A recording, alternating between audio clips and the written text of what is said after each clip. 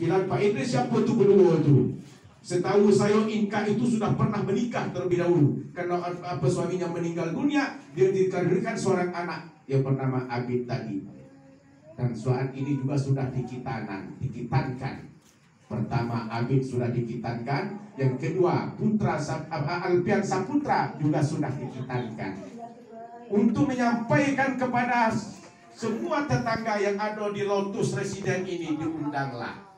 Untuk apa? Mohon doa kita semuanya supaya keluarga yang kecil ini menjadi keluarga yang sakinah, mawaddah, warahmah, dan akan mendapatkan keturunan anak yang soleh dan soleha, dan juga anak yang khitanan yang berkhitan ini insya Allah menjadi anak yang soleh ke depan, berbakti kepada kedua orang tuanya, berguna pada bangsa, berguna bagi negara dan bangsa kita semuanya.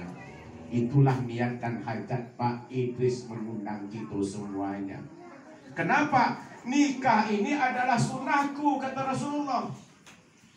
Barang siapa yang menikah berarti dia sunnahku mengikuti ku, kata Rasulullah. Tapi bagi siapa yang sudah diberikan kemampuan, ya ma'asyar syabab, wahai para pemuda, kalau engkau sudah diberikan kemampuan untuk menikah, ba'ah falyatazawwad, kata Rasulullah. Kalau engkau telah diberikan kemampuan untuk menikah tapi engkau tidak menikah, maka itu bukan termasuk golongan umatku, kata Rasulullah. Tapi kalau engkau sudah diberikan kemampuan lahir dan batin, jasmani dan rohani, tapi engkau menikah, itu adalah umat dan sunnahku yang engkau pakai.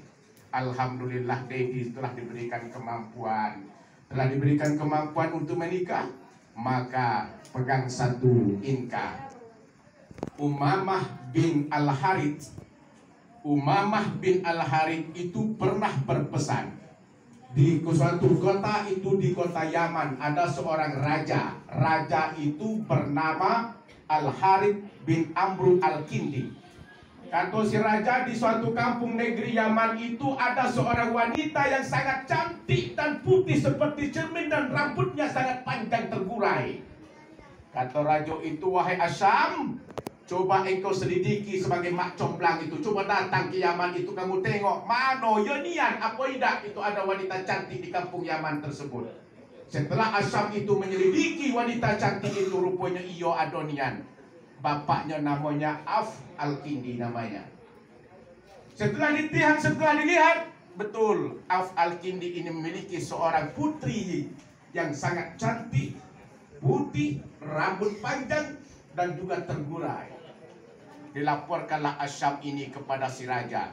Setelah dilaporkan kepada si raja, makin bulatlah tekad daripada sang raja itu akan menikahkan anaknya dengan anak Auf Al-Kindi tadi, putri daripada Auf Al-Kindi tadi. Setelah menikah, ibunya si putri tadi, anaknya tadi, namanya Umamah bin Al-Harith tadi berpesan kepada anaknya, wahai anakku, malam ini adalah malam pertama sebagai pengantin baru.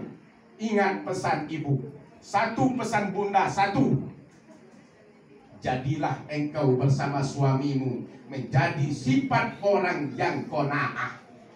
Apa itu qanaah? Qanaah itu adalah merasa cukup apa yang kita punya saat ini, bersyukur dan mensyukuri apa yang Allah telah berikan kepada kita. Itulah qanaah. Kalau engkau memakaikan sistem qanaah, maka insya Allah, kata Rasulullah, kata Allah tadi kan katakan bahwa engkau nanti akan memiliki hati yang tenang, tidak banyak menuntut. Kalau Dedi Saputranya cuma sebatas-batas ikolah dia. Kalau dia hidup pas-pasan, tak banyak menuntut, jadilah engkau anandaku, jadilah orang yang qanaah, orang yang serba mencukupi walaupun itu tidak cukup. Itu pesan bunda Umamah. Yang kedua katanya, engkau taatilah setiap perintah. Makanya dikatakan amartu fa'ata'ta. Apabila aku perintahkan maka engkau jalankan. Kalau suamimu merintah maka taatkan. Apa itu? Mengarah kepada kebaikan. Ini merupakan suatu sifat daripada Umamah memberikan suatu nasihat. Ditambah lagi Umamah, perhatikan wahai anandaku. Pertama, yang ketiga, perhatikan makannya.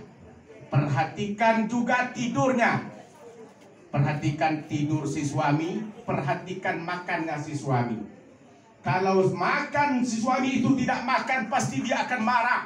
Kalau dia tidak akan dapat mendapatkan tidur, maka dia akan emosi. Jagakan itu wahai anak-anakku. Itu pesan ibundanya. Sebelum di malam pertama itu ia kerjakan, yang ia lakukan. Apa itu maksud perhatikan makannya? Jangan makan-makan teri terus, maksudnya itu. Sebentar-sebentar makan teri, sebentar makan teri. Tapi ada tanggung jawabnya di dalam itu. Deddy Saputra berikan 1 bulan itu 5 juta kepada sang istri. Tapi engkau akan memintakan makanan daging setiap hari, ikan setiap hari, wajar. Tapi ngasih tidak. Nak minta ayam terus, dari mana hitungan berapa, hitungan matematikanya Pak Haji? Tak masuk.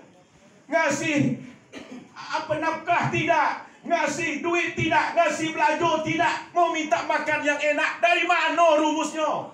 Nah, itulah tugas daripada suami.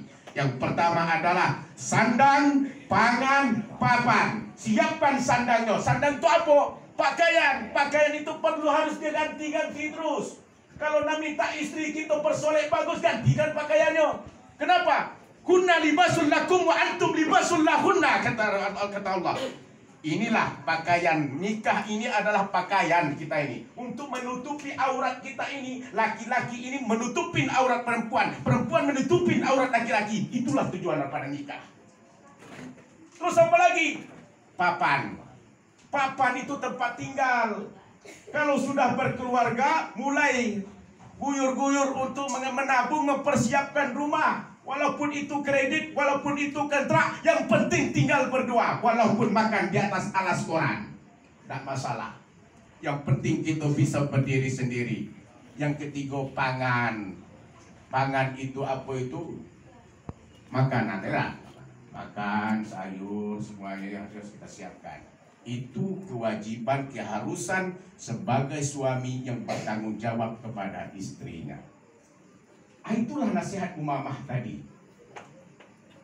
Apa kaitan dengan khitanan? Kalau kaitan dengan khitanan, ini adalah tanggung jawab keharusan sebagai orang tua. Bapak-bapak yang hadir pada hari ini, ibu-ibu yang hadir pada hari ini merupakan suatu keharusan dan tanggung jawab sebagai orang tua. Untuk pertama, siapa yang akan memohon meminta mengkaruniakan Allah ini? Banyak di suatu, ini contoh. Deddy Saputra dan Inka, hari ini dia dinikahkan. Kemarin sudah ijab kabul, hari ini sudah diresmikan. Pasti dia akan mengharapkan anak laki-laki dan anak perempuan.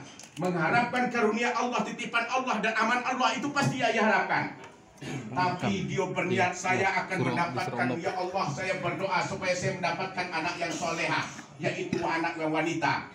Pas lahir, yang lahir anak laki-laki. Ada lagi keluarga yang mengharapkan anak perempuan laki-laki, yang lahir wanita. Ada lagi keluarga yang baru dinikahkan meminta anak laki-laki dan anak perempuan. Tak dikasih-kasih sama Allah. 8 tahun tidak dikasih, 10 tahun tidak dikasih, 11 tahun tidak, 15 tahun pun tidak dikasih-kasih.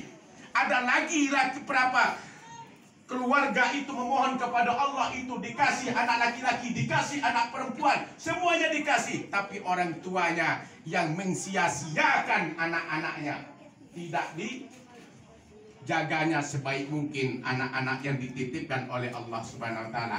Maka dikatakan oleh Rasulullah, kullun mauludin yuladu alal fitrah. Setiap yang lahir itu adalah dalam kondisi fitrah dan suci. Fa abawahu yuhawidanihi au yunasiranihi au yumaddisanihi. Bapaknya lah yang akan mengarahkan kepada Yahudi, Nasrani atau Majusi. Itu tergantung kedua orang tuanya. Makanya dikatakan dalam Rasulullah dalam Al-Quran, ya ayyuhallazina amanu qu anfusakum wa ahlikum naran. Wahai orang-orang yang beriman, jagalah dirimu, keluargamu dari siksaan api neraka. Deddy Saputra hari ini sudah menjadi pemimpin dalam rumah tangga. Jagakan istrimu, jagakan anakmu yang ada ini, dan jagakan nanti kalau ada akan dikaruniakan oleh Allah. Kenapa? Waquduhan nasu wal hijarah.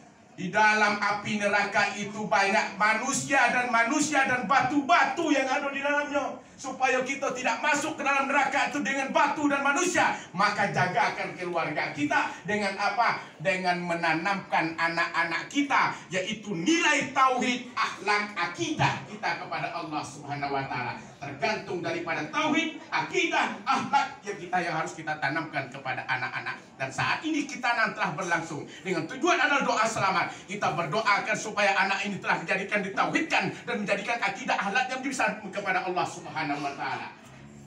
Yang kedua, sebagai orang tua itu adalah memberikan anak-anak ini adalah di dalam rumah tangga itu makanan-makanan yang halal dan baik.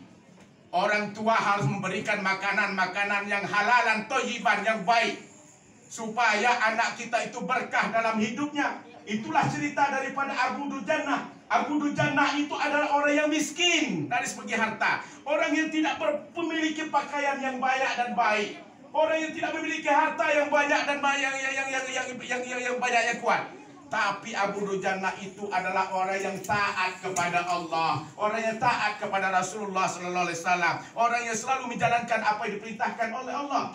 Itulah Abu Dujannah. Di suatu ketika dia pernah sholat subuh berjamaah. Abu Dujannah, Rasulullah itu selalu menjadi imam setiap sholat subuh. Tapi Abu Dujannah itu selalu setelah dia sholat subuh, dia langsung kabur dari masjid. Setelah dia sholat di Al-Muslim ini, dia langsung kabur. Tak pernah dia ngikutin doa bersama Rasulullah, berzikir bersama Rasulullah. Suatu ketika Rasulullah panggil, "Wahai Abu Dujannah, ke sini. Saya melihat setiap engkau melaksanakan sholat berjamaah,